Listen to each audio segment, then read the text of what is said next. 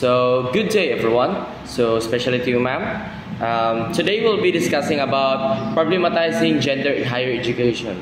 So, why learning isn't enough? So, first let me introduce myself. I am Ed Lawrence Carcena and we are the group 1 together with my members. So, first we will be discussing about the promises of women for the year 2001. So, these are the promises of National Policy for Empowerment of Women 2001. So first is the equal access to education for women and girls will be ensured. So this refers to special measures will be taken to eliminate discrimination, universalize education, eradicate literacy, create gender-sensitive educational system, increase enrollment and retention rates of girls, and improve the quality of education to facilitate lifelong learning as well as development occupation, vocation, technical skills by women.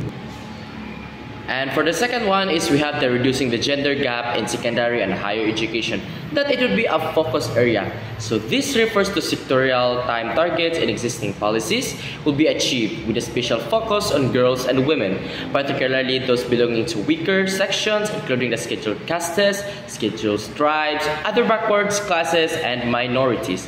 Gender-sensitive curricula would be developed at all levels of educational system in order to address sex stereotyping as one of the causes of gender discrimination. So overall, for the overall summary for every promises for the national policy for the empowerment of women for the year 2001, so for the first statement is it focuses on the equal access for both girls and for the women. And for the second statement, that it focuses for the eliminating the discrimination to every girls and every woman. And for the third one, it is about to end the sex stereotyping and for the ending or executing the gender stereotyping, especially to women and for the girls who are truly victimized to this situation. So there are three main factors are vital. So the first one, societal attitudes to women, which discourage their participation in decision making. So mao ni ang mga sa atong society kanang mga attitudes nila towards sa babay mo na maka-discourage nila sa ilaha when it comes to decision making. Di sila maka-decision og kanang ila-ila ra gali. It's because kay kanang na may mga judgment. So ikaduha, their lower enrollments in higher education to date. So mo ni siya ang kanang it's all about kanang education, kanang dili fair o kanang treatment gali when it comes sa kanang education labi na ang mga babay. So ikatulo is the absence of a gender dimension in the higher education curriculum. So man siya, it's all about education ra gid ni siya nya. Kana it's about the gender, no, kana dili gyud kanang fair ang treatment sa mga babay. Loy kay mga babay, di ba? So women will certainly not accede to leadership posts in higher education or in society in greater numbers until these issues are addressed. So tinuod jud ang mga babay kay dili sila dili sila makakuan bitaw kanang leadership when it comes to kanang sa education or sa society kay tungod if dili ni makuan kanang mga issues or mga kuan gali sa atong society kanang dili kanang fair ang ilang treatment. So that's all. Good day everyone. Thank you, Ms. Arizo. So next we're talking about women in higher education management. So first, limited access to education, especially in higher education. This happens when time of our parents defocus on educating on men, not on women. So discriminatory appointment and promotion practices. So they underestimate women because they believe that boys the education. So next is the stresses of dual family and professional rules where gibalance nila ang work and also their family. So next is family attitudes. This involves their culture, like when their parents try to be like they made the decision to to go to school, but their parents are not supporting the decision. So next is career interruption. Next, cultural stereotyping. The next is alienation from male culture and continued resistance from women in management position. So progression of the class ceiling syndrome, which privilege covered criteria for advancement. This means that women cannot be promoted or be a leader. So next is the last is administrate the power with men, academic responsibility with women. That's all. So, women's participation in decision making.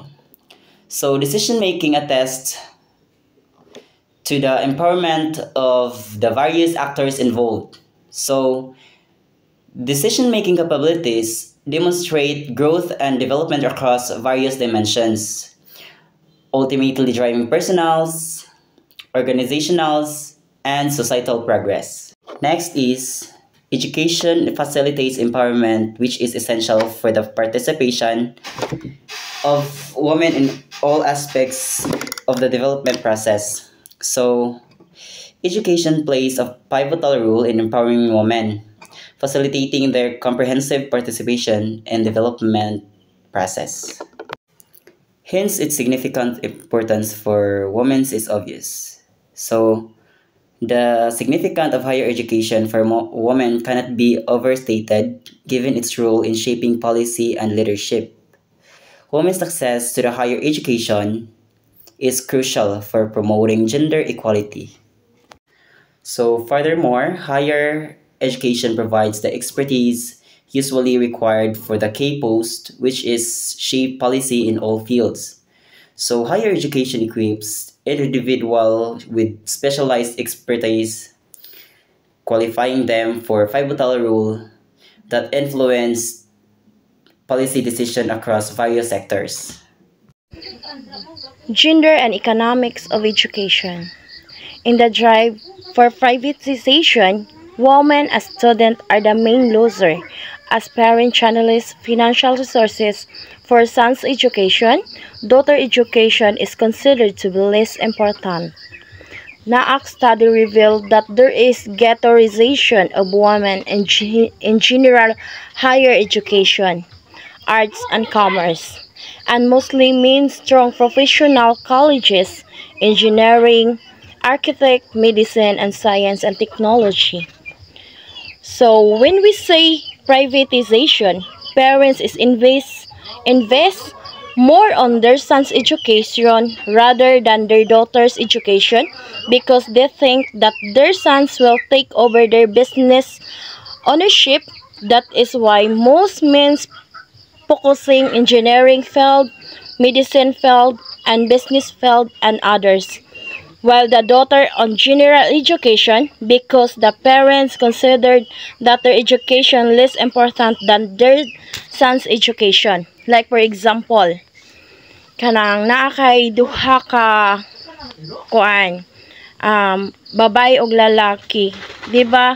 Kung lalaki is kung mokuha siya og courses nga iyang gusto is magkuha jud niya, unlike sa babae nga dili, kay ang babae is naara kita sa middle.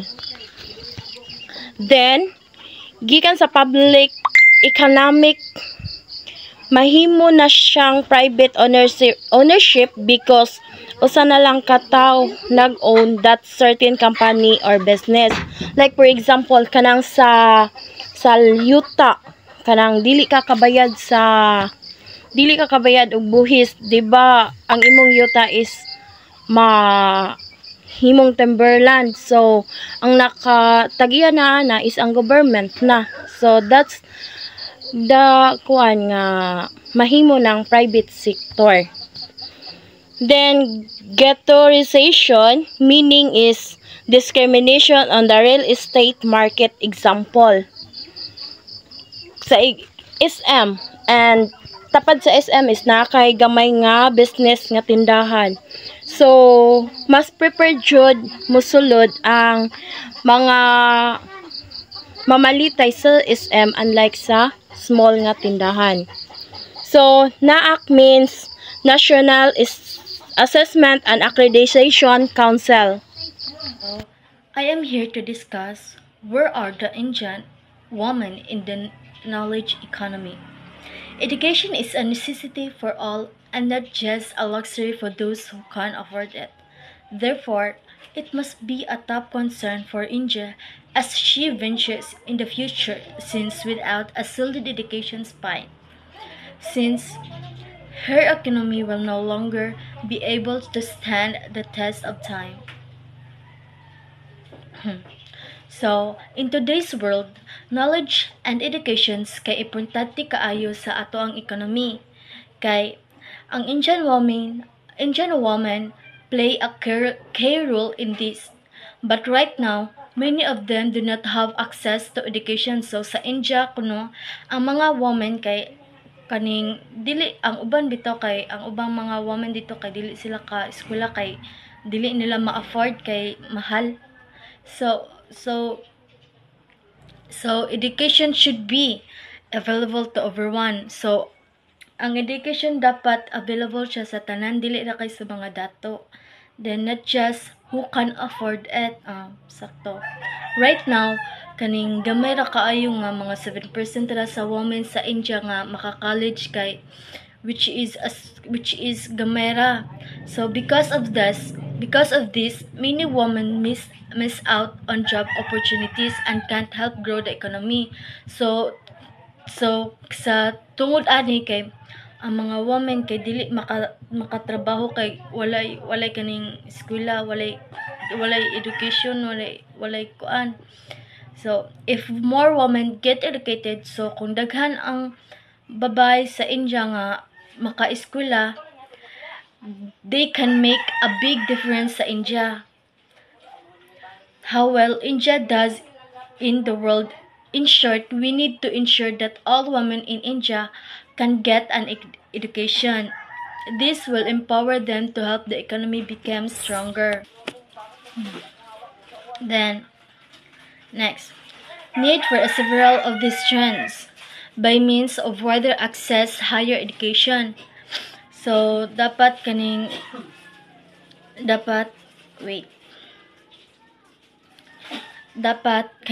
equal education.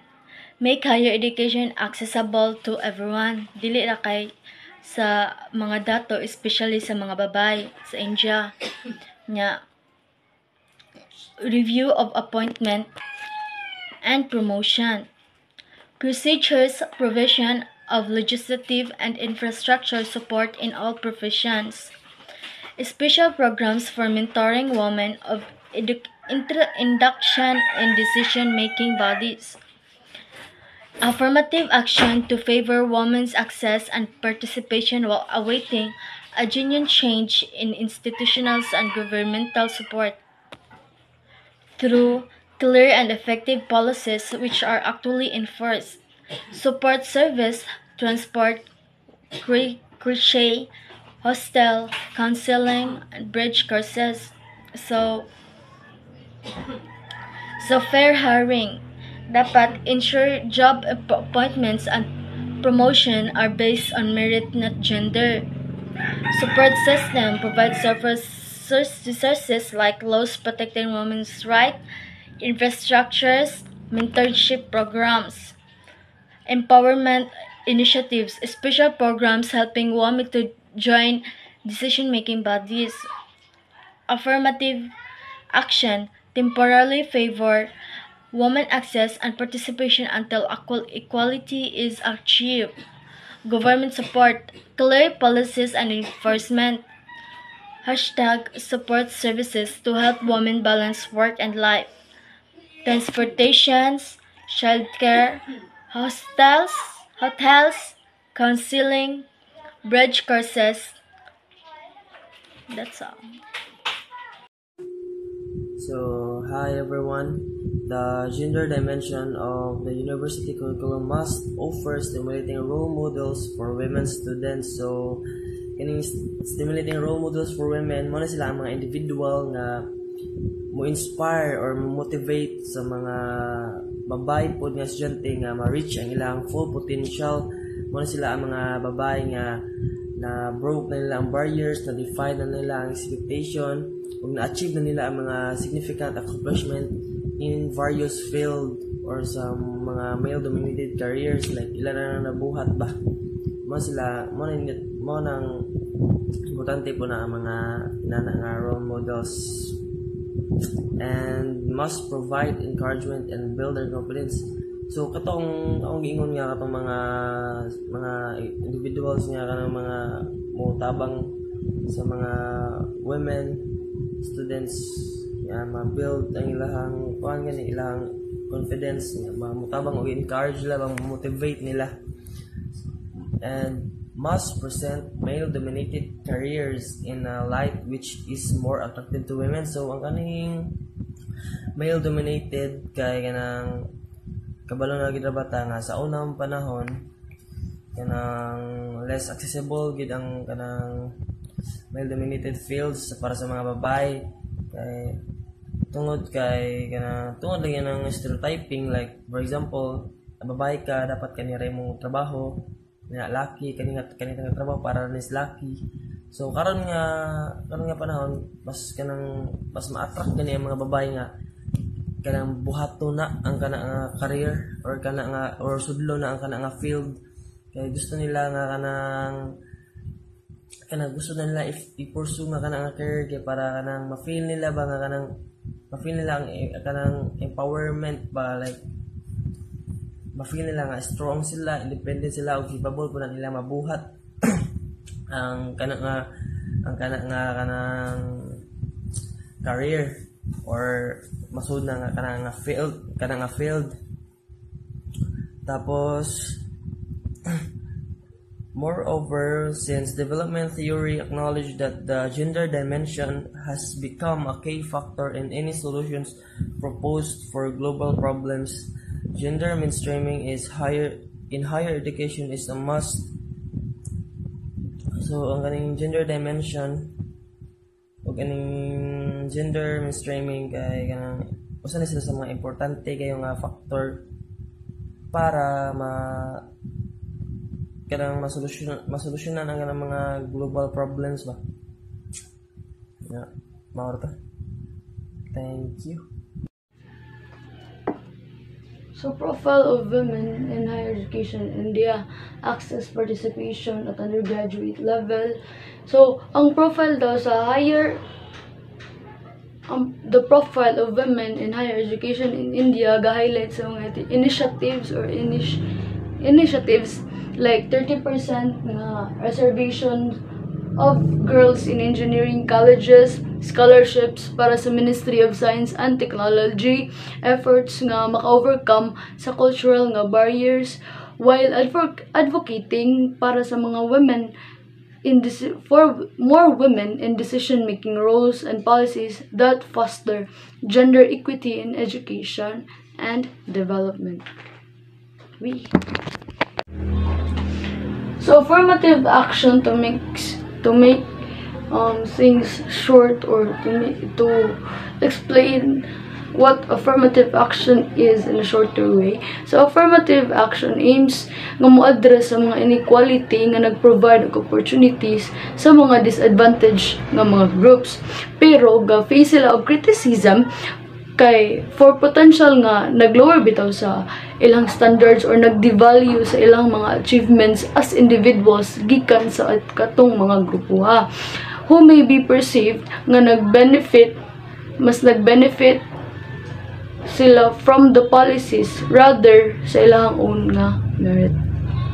So that is affirmative action. So my topic for GSPS and video reporting is macroeconomic policies and predicament of women in higher education. So neoliberal approach is an economic and political ideology that emphasizes the importance of free market competition and minimal government intervention. It advocates for sustained economic growth through free markets, believing they are the most efficient way to allocate resources. Second is human development approach versus human capital formation. So, human capital development approach, or HDA, prioritize people's well-being, dignity, and empowerment, and it emphasizes key components like human capabilities, well-being, participation, sustainability, and equity. So these 5 components are expanding individuals' abilities, skills, and freedom. Then well-being is focusing on equality of life, health, education, and income. So for the human capital formation is refers the data and insights about organization workforce encompassing various aspects of employee knowledge, skills, abilities, experience, and potential. This information is crucial for strategic decision making, workforce planning, talent development, and performance management. So in leveling the HDA and human capital formation, it goes human capital formation because human capital formation is the one who prioritize strategic actions, skills, knowledge, and empowering other career development like trainings and compensation and benefits. So for the third is, even though higher education was expensive or almost free during the first decades after independence in 1950s to 1990s, yet access was not easy for women. So in the late 1950s and 90s, there was no gender equality. So it has been denied to disadvantaged groups, and especially women from these groups, because of social economic reasons. There were two reasons that pertinent reasons for this. First, this institution offers most masculine subjects. Second, they are very expensive, and long-standing understanding of the social situation of women indicates that majority of the parents are reluctant to invest in the education of their daughters, who educate does not have a production values because her income goes to the groom and family. So for that, they have not gender equality because they prefer most men for their subjects, and they did not take actions on their education and their daughter. Instead, they are focusing on their son's education. So that's all. Thank you. So the last part of our discussion for today's reporting is all about the challenging tasks for every woman and girls in higher education. So for the first challenging task for every woman is the decision-making role of women in higher education. So particularly this refers to every woman make themselves heard as public voice of judgment in every gender. So second is expansion of gender dimension in educational curriculum, not only in higher education but all levels, particularly in science and technology. And for the third one is access of women in higher education, and for the last is access to tertiary employment after completion of given education. So that would be all for the challenging task for every woman in higher education. So that would be all for today's discussion. That is all about problematizing gender in higher education. That's all.